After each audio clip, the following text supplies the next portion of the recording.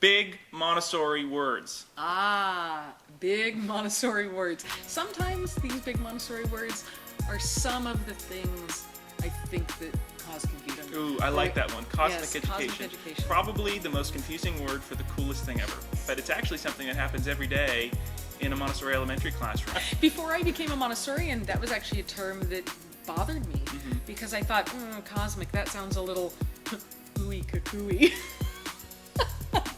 Yes. It sounds a little out there. You know, I think of the word now as more like what Carl Sagan would use or what Stephen Hawking would use regarding the cosmos, that everything is interrelated.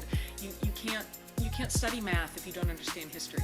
You can't study clouds if you don't understand the chemistry behind them. Or the terrain of the earth. Or how that affects human beings. Absolutely, or being able to measure then how much rainfall there is. I have a child who is interested in cars, and so I gave him and a couple of his friends lessons about taxes so that they could figure out the taxes on cars if they bought them in different areas. And so he was really turned on by the math of that because it was related to what he was doing, what his interest was with cars. In traditional education, so much is learned in isolation.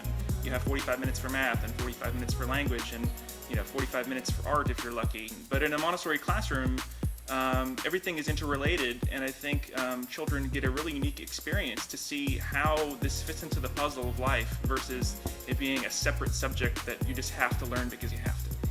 When you're given the opportunity from the start to learn how things are interrelated, it's probably much easier for you to make sense of those things when you're an adult versus going about it the opposite way, learning things in isolation and then trying to put that together, in your professional career.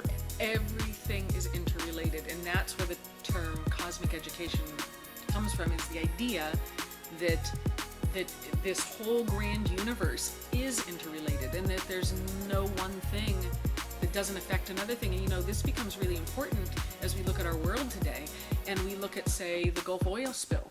That doesn't happen in isolation. That is cosmic. So we can't say, oh, well, that's happening over there.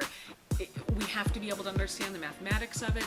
We have to be able to look at a bird covered in oil and know how to express our feelings about that through our writing.